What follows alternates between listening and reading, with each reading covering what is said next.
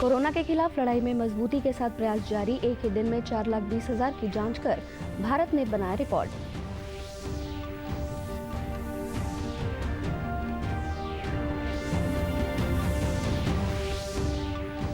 प्रधानमंत्री नरेंद्र मोदी कल सुबह 11 बजे देश की जनता से करेंगे मन की बात। डीडी न्यूज आकाशवाणी के साथ सूचना एवं प्रसारण मंत्रालय के यूट्यूब चैनल पर होगा सीधा प्रसारण।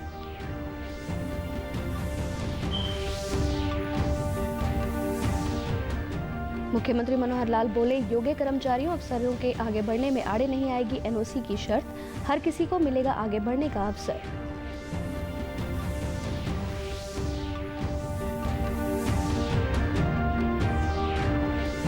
और प्रदेश के गांवों से निकलने वाले कचरे का होगा निपटान। उप मुख्यमंत्री दुष्यंत चौटाला ने कहा, विशेष योजना के तहत सड़क निर्माण में होगा प्रयोग। नमस्कार, मैं पल्लवी और अब समाचार विस्तार से। कोरोना के खिलाफ जंग में भारत नई कामयाबी हासिल कर रहा है। स्वास्थ्य मंत्रालय ने ट्वीट कर ये जानकारी दी है कि भारत में एक ही दिन में रिकॉर्ड 4,20,000 से अधिक कोविड-19 टेस्ट किए गए हैं।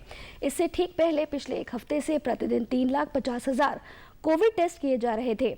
केंद्र सरकार ने सभी राज्यों को सलाह दी है कि ज्यादा से ज्यादा टेस्टिंग, ट्रैकिंग और ट्रीटमेंट की रणनीति अपनाई जाए। इससे रोजाना संक्रमित मामलों के ज्यादा आंकड़े सामने आएंगे, लेकिन आखिरकार ये घटने लगेंगे, जैसा कि केंद्र सरकार के प्रयास से दिल्ली में देखने को मिला है। PGIMS रोहतक में प्लाज्मा बैंक की शुरुआत हो चुकी है। खुशी की बात है कि कोविड-19 को मात देने वाले आगे आ रहे हैं और प्लाज्मा डोनेट कर रहे हैं। अब तक 10 लोगों द्वारा प्लाज्मा डोनेट किया गया है। डोनेट किए जाने वाले प्लाज्मा के जरिए अब कोरोना संक्रमित मरीजों का इलाज किया जाएगा। आज PGIMS में हुए एक समारोह में प्लाज्मा डोनेट करने वालों को सम्मानित भी किया गया। जानकारी के अनुसार प्लाज्मा रक्त में उपलब्ध एक तरल पदार्थ होता है। इसका 92% भाग पानी होता है। कोरोना संक्रमण के बाद शरीर वायरस से लड़ना शुरू करता है। ये लड़ाई एंटीबॉडी लड़ती है, जो प्लाज्मा की मदद से ही बनती है। अगर शरीर पर्याप्त एंटीबॉडी बना लेता है तो कोरोना हार जाता है। एक व्यक्ति से निकाले गए प्लाज्मा की मदद से 2 लोगों का इलाज संभव है। कोरोना संक्रमण की रिपोर्ट नेगेटिव आने के 2 सप्ताह के बाद प्लाज्मा डोनेट किया जा सकता है।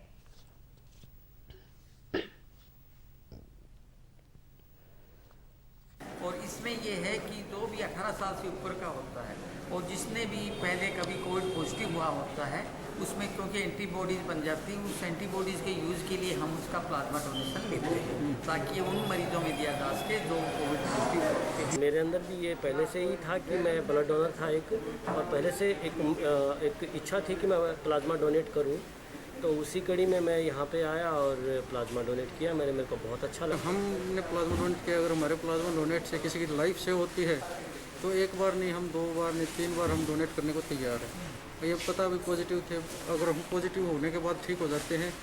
और सबसे बड़ी बात इसमें यह भी साइको नहीं होना चाहिए। प्रधानमंत्री नरेंद्र मोदी कल सवेरे 11 बजे आकाशवाणी से मन की बात कार्यक्रम में अपने विचार साझा करेंगे। इसे आकाशवाणी और दूरदर्शन के समूचे नेटवर्क पर प्रसारित किया जाएगा। ये कार्यक्रम आकाशवाणी समाचार की वेबसाइट www.newsonair.com और news on air mobile app पर भी उपलब्ध रहेगा। आकाशवाणी, डीडी न्यूज, PMO और सूचना तथा प्रसारण मंत्रालय के यूट्यूब चैनलों पर भी ये कार्यक्रम उपलब्ध रहेगा। हिंदी में इस कार्यक्रम के प्रसारण के तत्काल बाद क्षेत्रीय भाषाओं में इसका प्रसारण किया जाएगा। क्षेत्रीय भाषाओं में शाम 8 बजे इसका पुनः प्रसारण भी किया जाएगा। मुख्यमंत्री मनोहर लाल ने आज मधुबन स्थित हरियाणा सशस्त्र पुलिस के वच्छेर स्टेडियम में आयोजित दीक्षांत समारोह में 16वें बैच के 400 महिला एवं पुरुष उप निरीक्षकों को प्रशिक्षण पूरा होने पर बधाई और शुभकामनाएं दी। मुख्यमंत्री ने परेड का निरीक्षण किया और जवानों की सलामी स्वीकार की। मुख्यमंत्री ने कहा कि पहले पुलिस बल में बेटियों की संख्या 3% थी। पिछले 5 साल में इनकी संख्या 6% की, फिर 10% और अब लक्ष्य 15% करने का है। उन्होंने कहा कि हम युवाओं को योग्यता के आधार पर नौकरी देने के लिए प्रतिबद्ध हैं।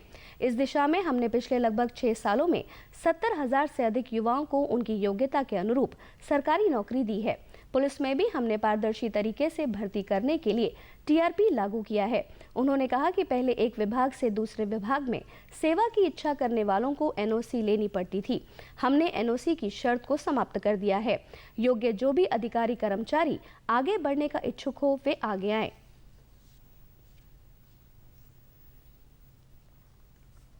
जाकर नौकरी करने के लिए सेवा प्राप्त करना चाहते हैं तो अभी तक का नियम था कि उनको NOC लेना पड़ता था अपने डिपार्टमेंट से। हमने NOC समाप्त कर दिया। कि योग्य जो भी कर्मचारी अधिकारी और आगे बढ़ने के लिए अच्छी सेवा करना चाहता है तो उसको किसी विभाग से एनओसी नहीं लेना है। आप लोगों में बहुत से योग्य ऐसे लोग हैं जो आगे बढ़ने के लिए अपनी कमर कसे हुए हैं। मुझे एक पुलिस के उच्च अधिकारी ने कहा कि इसको करने के बाद तो हमारे जो प्रशिक्षित अधिकारी पुलिस कर्मचारी हैं वो छोड़ करके और ऊंची नौकरियों में चले जाएंगे। मेरा उत्तर था उससे निश्चित रूप से लाभ होने वाला है। पुलिस की ये ट्रेनिंग ये निश्चित रूप से आगे भी किसी रूप में समाज की सेवा करने में कोई व्यक्ति आगे बढ़ता है तो इस ट्रेनिंग का वहां भी काम आए। उप मुख्यमंत्री दुष्यंत चौटाला ने कहा है कि ग्रामीण क्षेत्रों से निकलने वाले प्लास्टिक कचरे को अब इकट्ठा कर लोक निर्माण विभाग को दिया जाएगा ताकि इसका इस्तेमाल प्रधानमंत्री ग्रामीण सड़क निर्माण योजना के तहत बनने वाली सड़कों में किया जा सके। दुष्यंत चौटाला ने बताया कि शुरुआत में लक्ष्य रखा गया है कि हरियाणा के गांव से 200 टन से ज्यादा कचरा इकट्ठा किया जाए। इससे हमारे गांव साफ होंगे और लोक निर्माण विभाग को सड़क निर्माण के लिए मुफ्त में कच्चा माल मिलेगा। विकास एवं पंचायत विभाग द्वारा गांव से निकलने वाले इस कचरे के प्रबंधन के लिए ये विशेष योजना बनाई गई है। वे आज सिरसा में अपने आवास पर मीडिया से बातचीत कर रहे थे। उन्होंने बताया कि केंद्र सरकार ने प्रदेश के 8 जिलों में 83 नई सड़कों के निर्माण को मंजूरी दी है। फाजिल्का से कलकत्ता तक ग्रीनफील्ड स्थापित करने के लिए प्रस्ताव तैयार किया जा रहा है और शीघ्र केंद्र सरकार के पास मंजूरी के लिए भेजा जाएगा। उन्होंने कहा कि अब प्रदेश को पूर्व पश्चिम से जोड़ने के लिए प्राथमिकता रहेगी और इसे सड़क संपर्क मार्ग से जोड़ा जाएगा ताकि हरियाणा की कनेक्टिविटी पूर्व व पश्चिम से बढ़ाई जा सके। उन्होंने कहा कि डबवाली से आगरा व हिसार से केएमपी तक सड़क मार्ग जोड़ा जाएगा। प्रदेश में बढ़ते कोरोना को लेकर दुष्यंत चौटाला ने कहा कि प्रदेश में लगातार टेस्टिंग बढ़ाई जा रही है और प्रदेश सरकार कोरोना को लेकर गंभीरता से काम कर रही है। प्रदेश के सभी 22 जिलों में टेस्टिंग सुविधा उपलब्ध करवा दी गई है। तो जोड़ा जाए, हरियाणा की जो कनेक्टिविटी सारी नॉर्थ साउथ है, अब उसको ईस्ट वेस्ट की ओर ले जाया जाएगा, जिसमें 2 प्रोजेक्ट्स हम केंद्र को प्रपोज कर रहे हैं। एक तो डवाली से लेकर वाया जींद पानीपत होते हुए उत्तर प्रदेश के आगरा तक, और दूसरा प्रोजेक्ट है हिसार से तोशाम होते हुए महेंद्रगढ़ रेवाड़ी आगे तावड़ू होते हुए उसको केएमपी पे हम कनेक्ट करने का काम करें, जिससे कल कारगिल विजय दिवस है। इस दिन देश के लिए अपना जीवन बलिदान करने वाले अमर शहीदों को देश भर में याद किया जाता है। इन शहीदों में रेवाड़ी जिले के गांव मंदौला निवासी शहीद हवलदार साधुराम भी शामिल हैं। साधुराम उस समय अपने साथियों के साथ कारगिल की पहाड़ियों से तैनात थे। आतंकियों के हमले की सूचना मिलते ही उन्होंने मोर्चा संभाल लिया, लेकिन आतंकियों ने अचानक हमला कर दिया, जिससे वे वीरगति को प्राप्त हो गए। शहीद की वीरांगना लक्ष्मी देवी ने बताया कि कारगिल विजय दिवस की याद आते ही शरीर में जोश भर जाता है। हालांकि पति के चले जाने का दुख जरूर है, पर उनकी शहादत पर गर्व भी है। अब बेटे को भी सेना में भेजने की तैयारी है। उन्होंने बताया कि शहादत के बाद सरकार की ओर से एक पेट्रोल पंप व आर्थिक सहायता दी गई, जिससे परिवार का भरण पोषण हो रहा है। पेट्रोल पंप मिले थे जी, और भाई बालका ने मैं लिखा दिया, अपनी खुद की मेहनत से लिखा पड़ा। जो पैसा दिया था वो तो मिला था 28 मिला है, 29 लाख रुपया मिला। ये तो भाई में रुपया मिला था। और उस भाई मैंने कोई सुविधा नहीं मिली। मैंने अपनी मेहनत से बालका ने लिखा पढ़ा कर और उनकी शादी करी है। लड़को आएगा तो मेरे को फ्लैट चाहिए सरकार से, और कुछ जो पार्क बना रखे है कि कोई देखभाल भी नहीं करा, या बिना बात मैंने ये दे दियो। मैंने कुछ सारी कीमत अपना घर पे लगा रखी है। मैंने सर्विस चाहिए।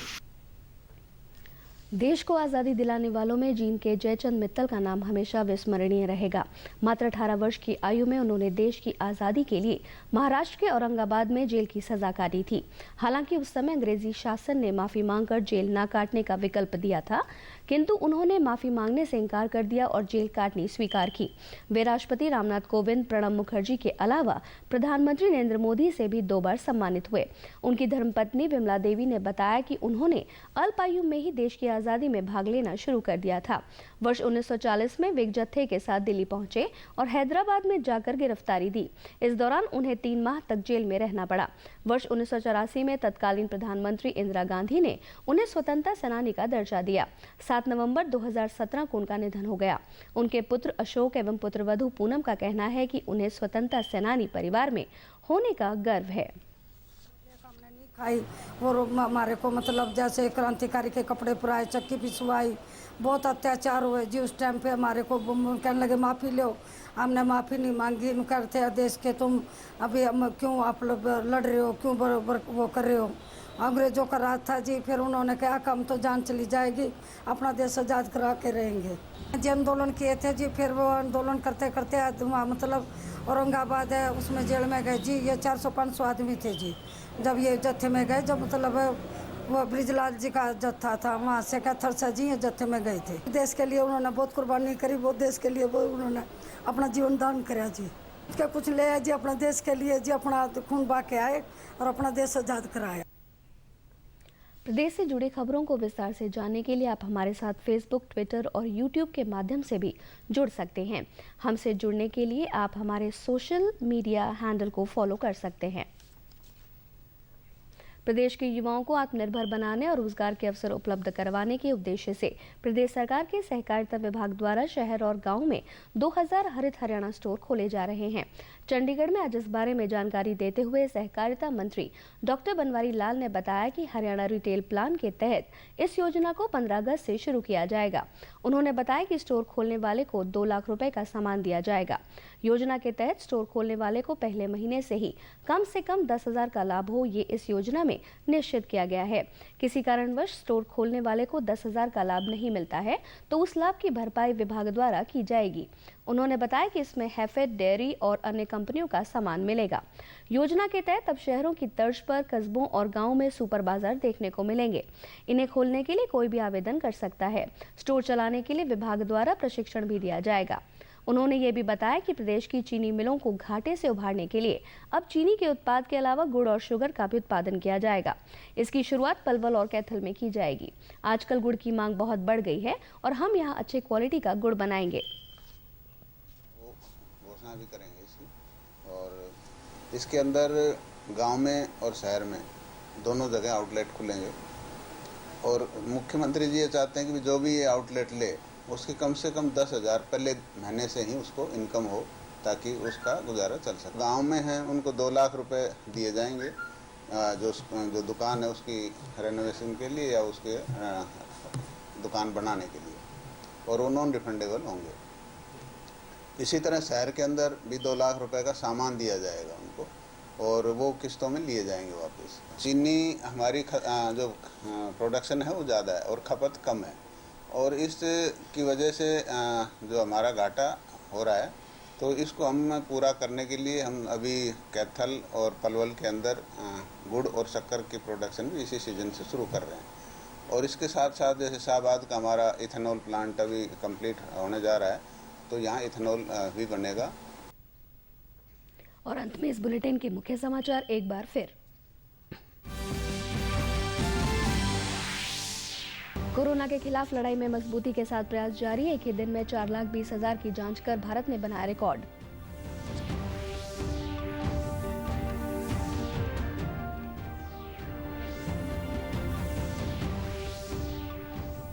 प्रधानमंत्री नरेंद्र मोदी कल सुबह 11 बजे देश की जनता से करेंगे मन की बात। डीडी न्यूज आकाशवाणी के साथ सूचना एवं प्रसारण मंत्रालय के यूट्यूब चैनल पर होगा सीधा प्रसारण।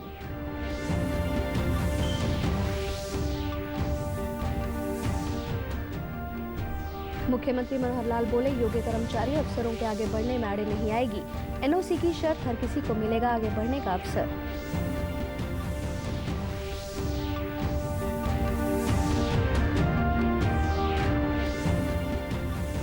और प्रदेश के गांवों से निकलने वाले कचरे का होगा निपटान। उप मुख्यमंत्री दुष्यंत चौटाला ने कहा, विशेष योजना के तहत सड़क निर्माण में होगा प्रयोग। समाचारों में आज बस इतना ही। नमस्कार।